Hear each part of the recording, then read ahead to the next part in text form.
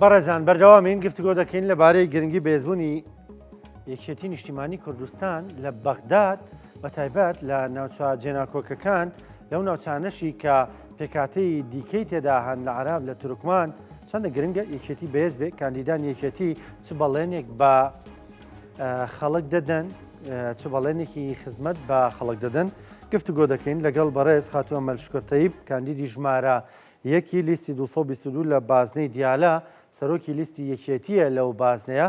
خاتووە مەل سڵاوت لێ بێم کاتت باش سپاس دەکەم سپاس بۆ بەشداریکردنت لەگەڵمان.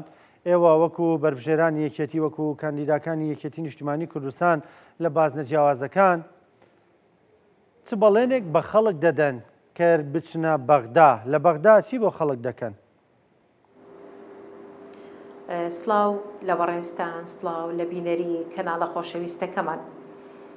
من لێرەوە ئەمەوێ ئەوە بڵێم یەکێتی نیشتیمانی کوردستان نەک تەنها ئێستا بەشدارە وەکو لیستی 222 یەکێتی نیشتیمانی کوردستان لەسەر ئاستی پارێزگای دیالە، بەڵکو یەکێتی لەو سنوورە هەمیشە خەمخۆری هەموو بابەتەکانی بووە.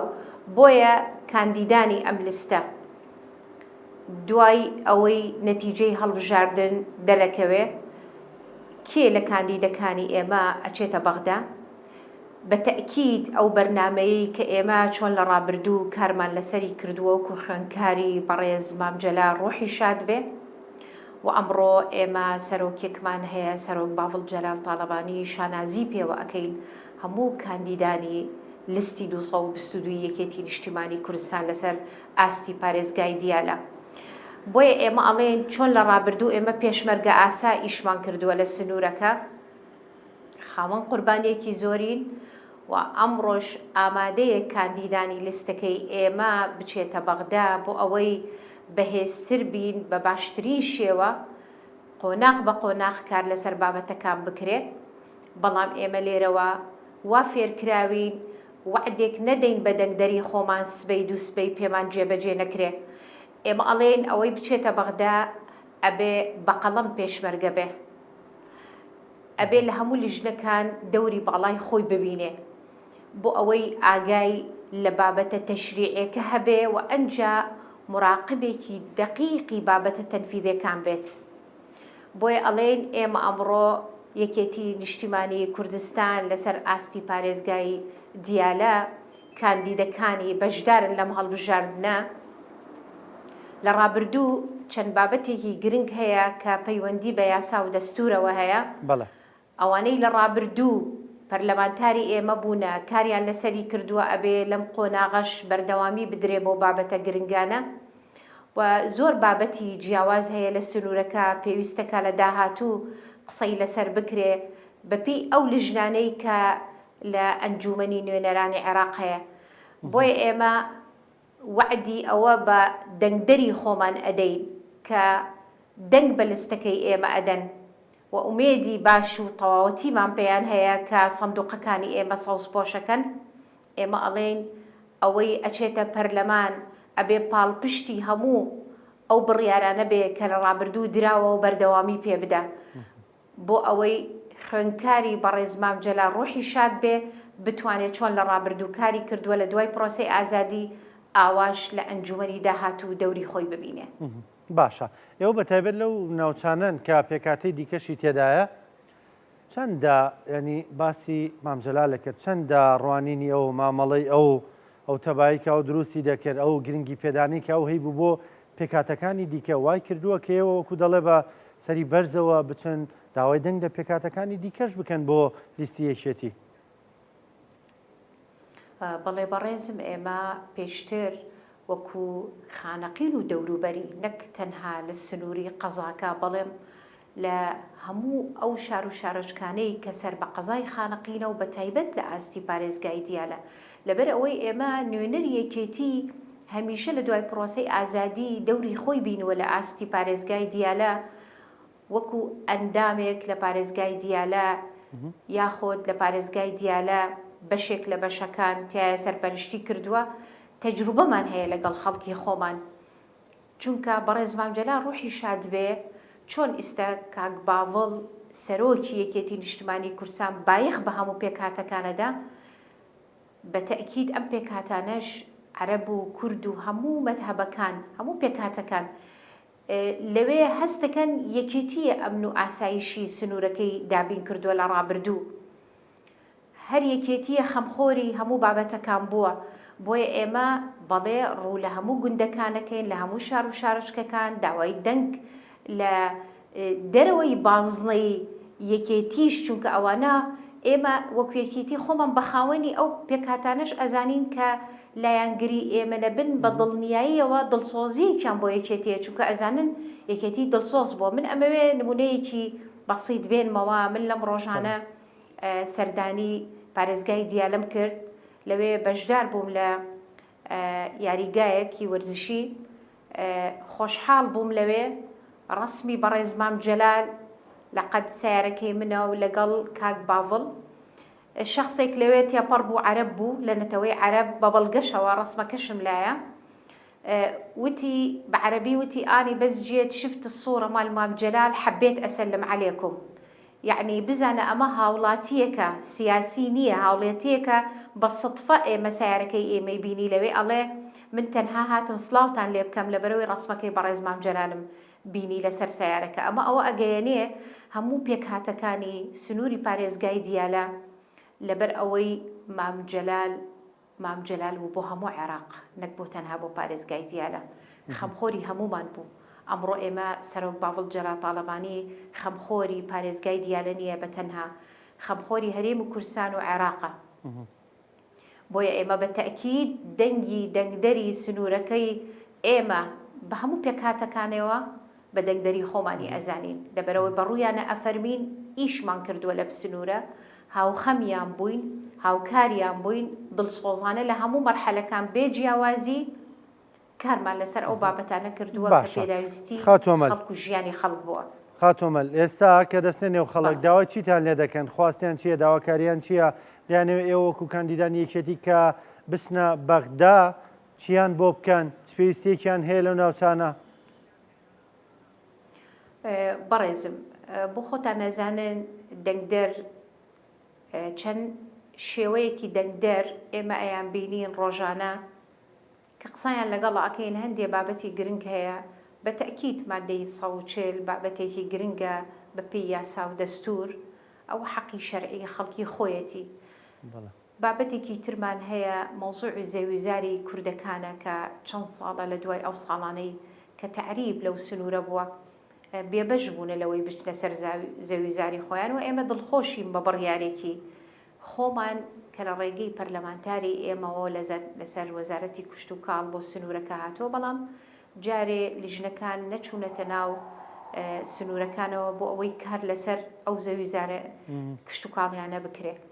بابەتی ئەوەی تا ئێستا ئاعتراف بەو کولیانە نەکراوە کە لە جامیعەی لە زانکۆی گەرمیانە زانکۆی گەرمیانیش بەشەکانی لە خانەقینە ئەو بە تەئکید خەڵک زۆر تەئکید لەسەر ئەو بابەتانەکە.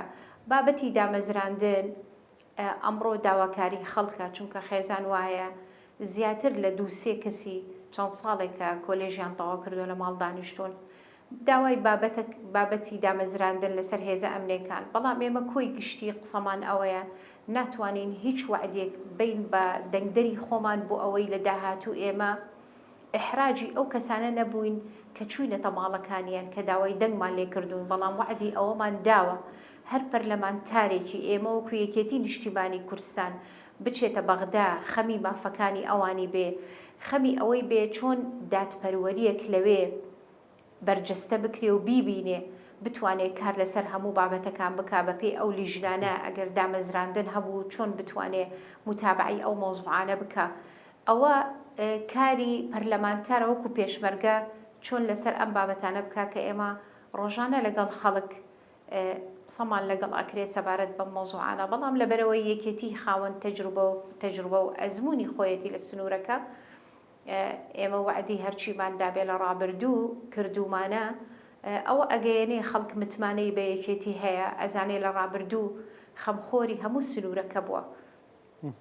بۆیە بەڵێنی ئەوە ئەدەین ئێمە لە داهاتوو کاندیدەکانی ئێمە لە بەغدا بۆ ئەوەی یەکێتی بەهێزتر و بەهێزتر بێ بە دەنگی یەکێتەکان و ئەوانەی کە لایەنگر و دڵسۆزی ئێمن هیوامان بەوانەیە کە بچن سندوقەکانمان سەوسپۆش بکەن بۆ ئەوەی یەکێتی بەهێزتر بێ لە بەغدا. باشە. ئێستا ڕۆژانە بێگومان بەر کۆمەڵی خەڵک دەکەون هەندێکیان ڕەنگە بڕوایان بە دەنگدان نەبێ، بڕوایان بە هەڵبژاردن نەبێ، بڕوایان بە گۆڕانکاری نەبێ، بە تایبەت لەو ناوچانە ڕەنگە خزمەت گوزاری وەکو پێویست نەبێ. چۆن ئێوە قەناعەتیان پێدێنن، چۆن وایان لێ دەکەن کە دەنگ بدەن، چۆن وایان لێ دەکەن کە دەنگ بە یەکێتی بدەن و دەنگ بە ئێوە بدەن وەکو سەرۆکی لیستەکە، وەکو کاندیدی ژمارەیەکی یەکێتی لە بازنەی دیالە؟ بەڕێزم بە تەکید وەکو باسم کرد یەکێتی خاوەن تەجروبەیەکی ڕاستەقینەیە لە سنوورەکە. ئەمە یەک ئەوە ئەسەلمێنە کە ئێمە لە ڕابردوو چۆن توانیومانە ئەمنیەت و ئاسایشی سنوورەکە دابین بکەین، ئەوە یەکێتیە کردوێتی. ئەمڕۆ ئەڵێن ئێمە سەرۆکێکمانەیە هەمومان پێی دڵخۆشین. سەرۆک باوڵ جەلال تاڵەبانی ڕۆژانە بابەتەکان ڕوو ئەدا لە وڵاتی ئێمە ئەو بەجددی کار لەسەرێکە تەنها بۆ خانەقین و دەوروبەری نییە، بەڵکو خەمخۆری هەرێمی کوردستان و عێراقە. ئەوە بابەتێکە موچە بابەتی خەڵک بوو، بەڵام ئێستا هیمەتی ئەو بوو کە چووە بەغدا توانی بە شێوەیەک دەنگدەری ئێمە دڵنیا بکاتەوە کە ئەمڕۆ ئێمە سەرۆکێکمانەیە، سەرۆکی یەکێتی نیشتیمانی کوردستان چۆن لەسەر قوت و ژیانی خەڵک قسەکە کە ئەمە استحقاقێکی خەڵکە. بە تەکید ئەمە بابەتێکی گرنگە و لەسەر هەموو بابەتەکان کلیلی چارەسەری ئێمە ئەوە.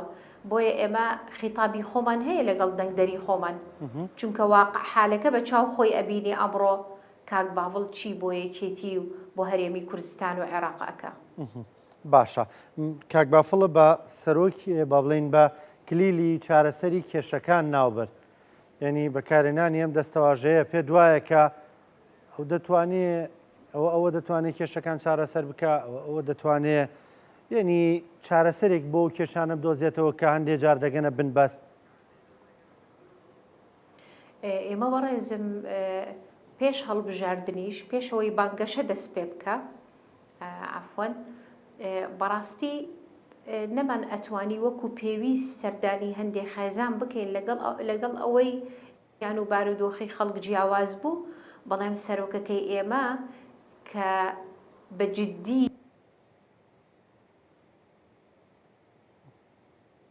حقی خەڵک نییە، بەڵام ئەو بوو خەمخۆری ئەم بابەتە بوو. بۆیە ئێمە ئێستا ئەتوانین ڕوو لە هەموو خەڵکی خۆمان بکەین بێ جیاوازی، لەبەرەوەی بابەتێکی گرنگ بوو ئەو توانی لەم مەرحەلەیە کاری لەسەر بکە.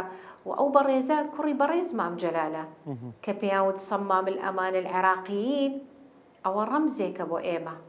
بەردەوامی ئەم ڕەمزە ئەوە بەڵێ ئەمڕۆ ئەتوانێ بە شاهیدی ئەوانەی کە لە بەغدان دەسەڵاتی یەکەمیان هەیە شاهیدی ئەوەمان بۆ ئەدەن کاک باوڵ چەند خەمخۆری هەرێم و عێراقە، هەموو عێراق نەک تەنها پارێزگای دیار. باشە.